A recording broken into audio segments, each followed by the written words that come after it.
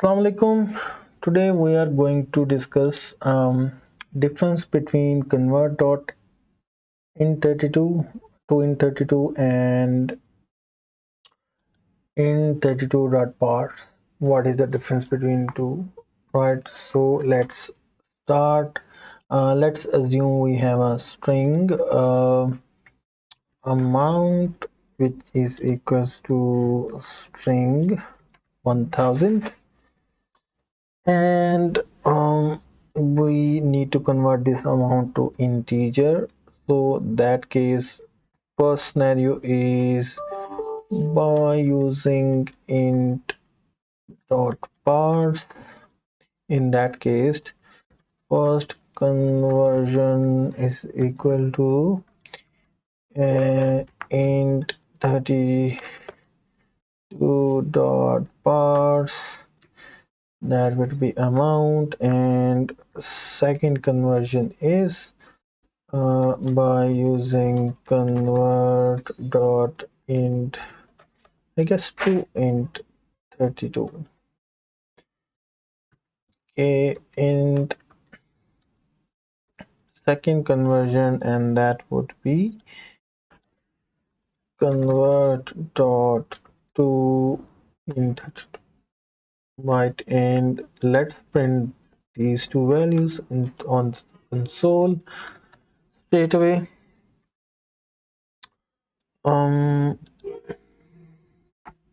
Just for the sake of clarity, we can add some space and character to distinguish between the output of these two. And let me just run this project, and we can see 1000 conversion is fine, but what is the difference between two? That was the original question, and this is a question which usually get asked into the .NET interviews. Let's say this is null, right? And now how those two methods will behave, that is the key difference. So let's debug this method now, and to double check through step-by-step process, as soon as we get into the first type, we will get the null argument exception, and we get it. String dot argument null exception value cannot be null, right? So this is the main difference. How we can check it? Let's comment this one and just ignore this. Now let's run this project. It will return us 0, right? So this is the main and only difference.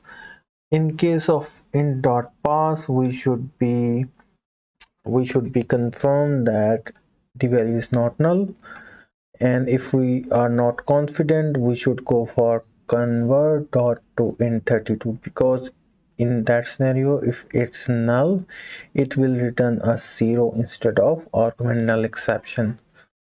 So that was the key difference.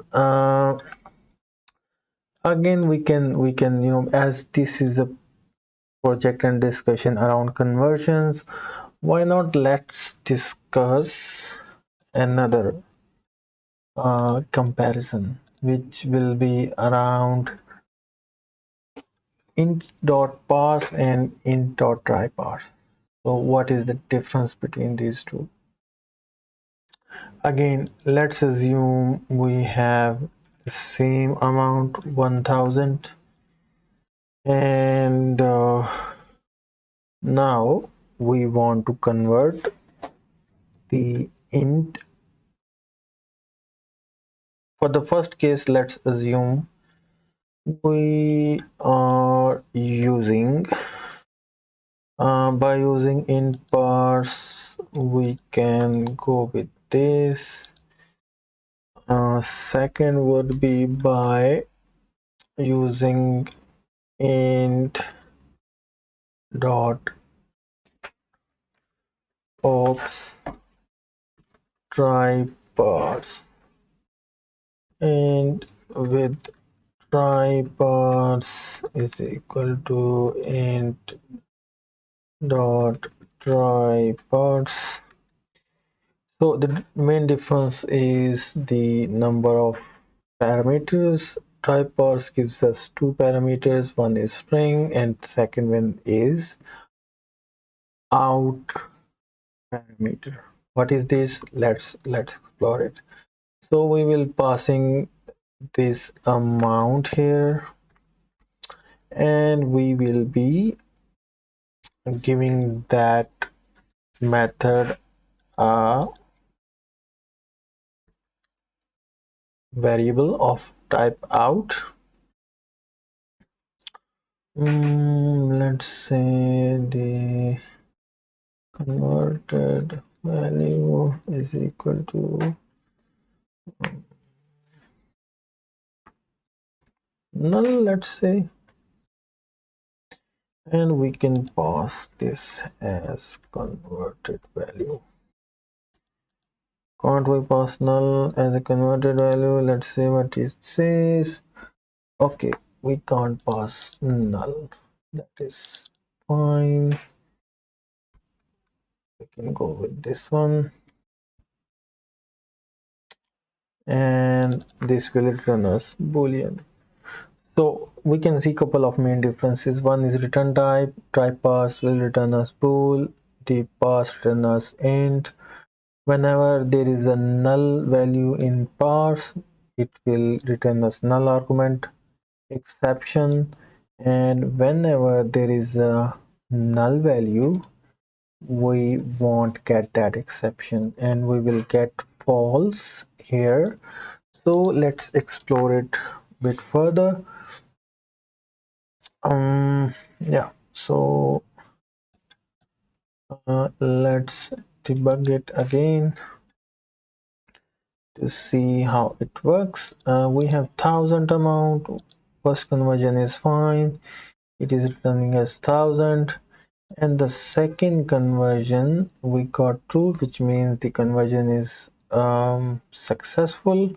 Converted value is 1000. So whenever we are not sure, we go for try parse, and next thing we need to do is we need to double check if with try parse is true, then we go for our further operations, and inside if we are sure that the conversion is successful and we got some value here in out kind of parameter. Another shortcut of this one with try parse is, instead of declaring a variable at the top, let's use inline. Well, let's initialize this variable inline inside that method. So that is another use case. Another thing is we can use it in a further different way as well. Let's say we just want to check if that is an integer, right? So in that particular scenario we don't want the converted value, so what we will do is we will use I guess underscore, right? We will ignore the converted value, we don't want any variable. So as soon as this conversion is done, this converted value will be discarded from memory, and from performance perspective, our code will be much more optimized. So these are the few different variations and the differences between int32.parse and int32.tryparse. Can we do that? Int 30, let's see, int 32.tryparse, right? So these are the couple of different variations. So the main difference is int with capital and small is these are the classes, and these are the aliases, right?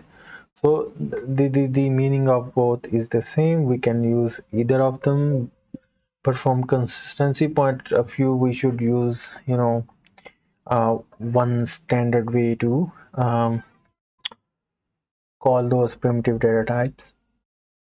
So these are the four different type of concepts which used to get asked in the interviews. So in the future videos we will putting all those conversions related stuff inside that conversions project inside our journal directory.